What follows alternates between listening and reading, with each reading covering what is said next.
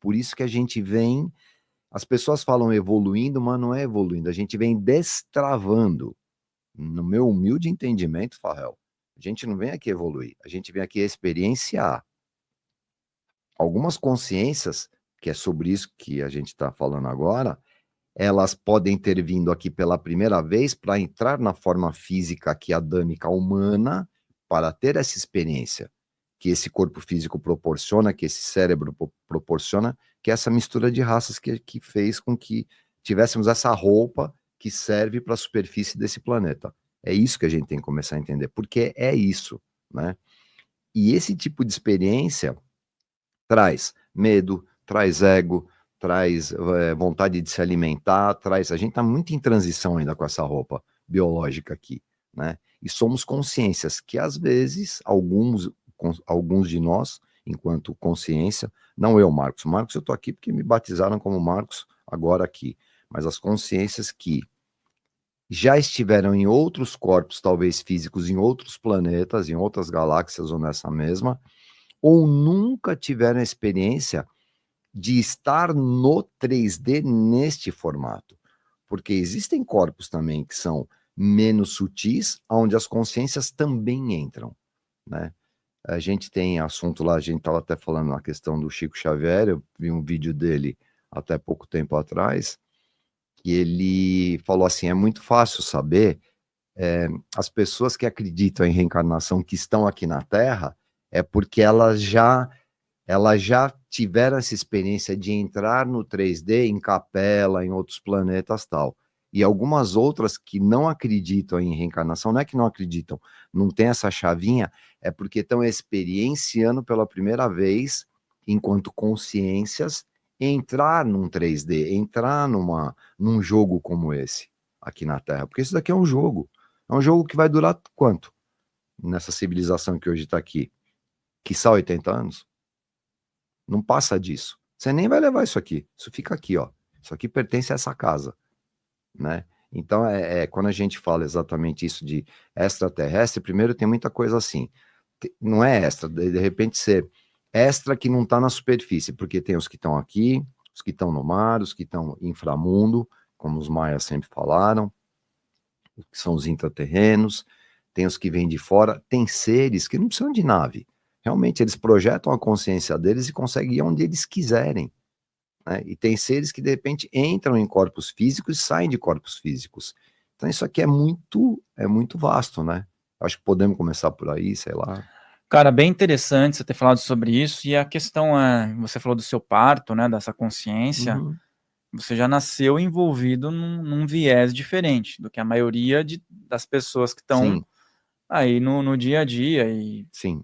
principalmente em religiões mais dogmáticas.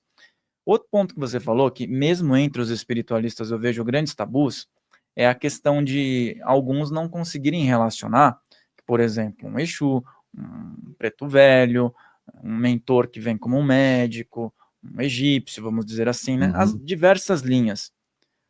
Tá, até o ponto que você fala que um preto velho é um senhor, que tem uma certa idade, que tem um arquétipo, ótimo. Se você falar que é uma consciência extraterrestre, o próprio espiritualista às vezes fica com o pé atrás ou cabreiro tirando chacota. Pelos dogmas que ele tem desde o momento que ele nasceu e onde ele foi criado. É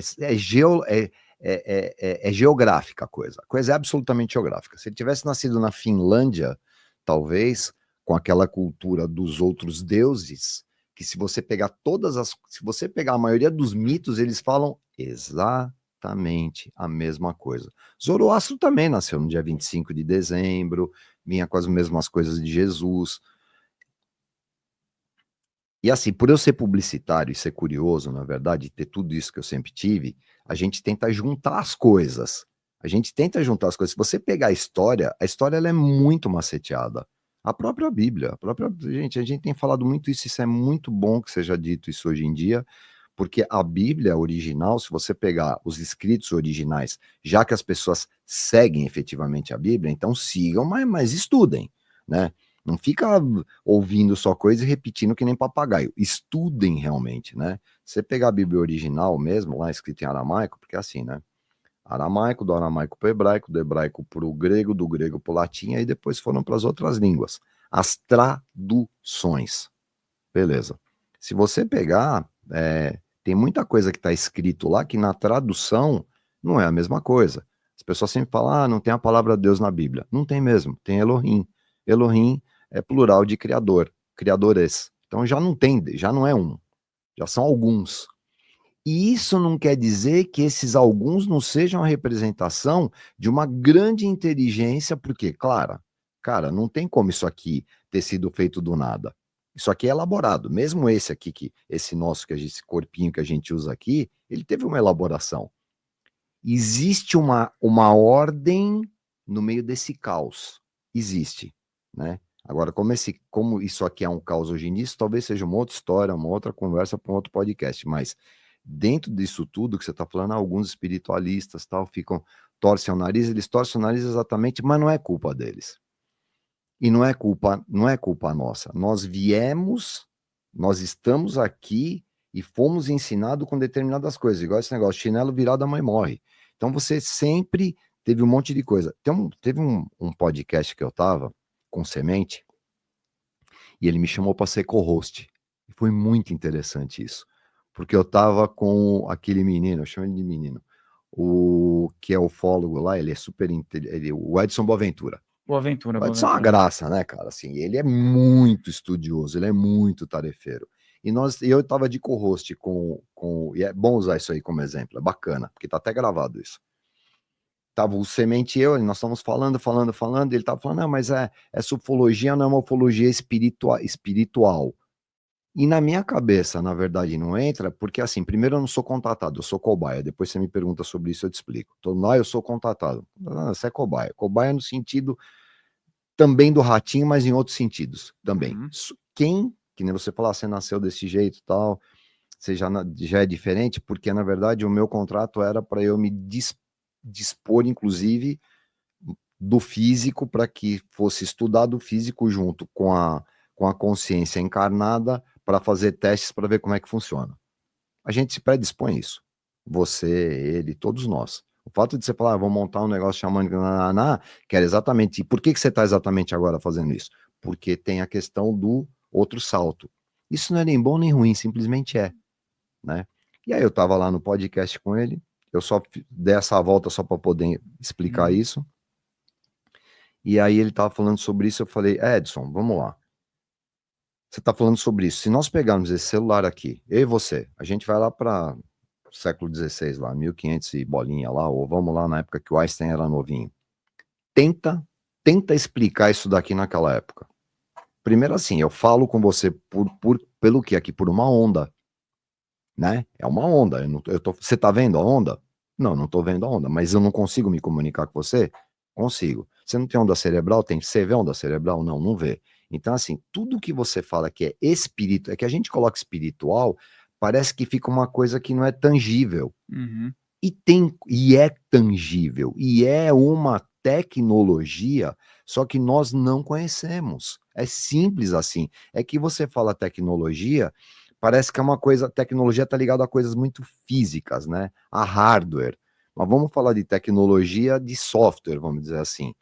E aí eu falei para ele, cara, vamos tentar explicar isso daqui para um cara que tinha uma cabeça aberta lá em 1500, Copérnico, vamos tentar explicar isso para Copérnico, vai, que era o cara que falou do heliocentrismo, tal, não sei o quê. Vamos explicar para ele.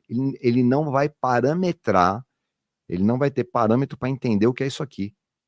Ah, isso daqui é micro-onda. O que é micro-onda? Ah, isso aqui a gente lança satélite para ficar orbitando a Terra. O que é satélite? Ah, lançado por foguete. O que é foguete? Propulsão foguete. Os caras não tem parâmetro. Então, assim, toda vez que você fala é uma ufologia espiritualista, não é espiritualista.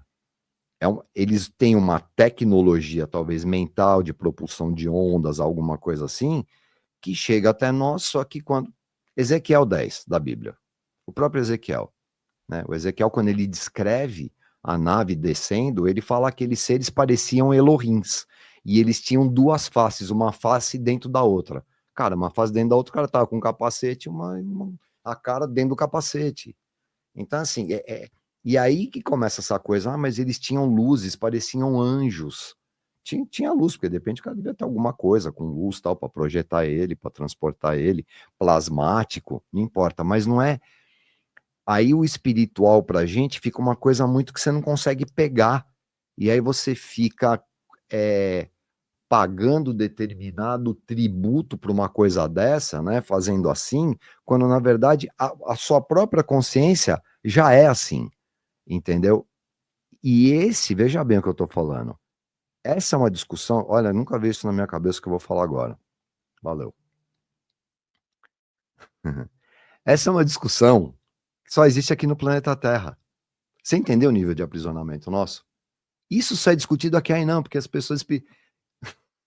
Você, enquanto consciência em outro lugar, não tem esse tipo de coisa. Porque você simplesmente é. Você não está nem sujeito a tempo e nem espaço. Dá para entender isso?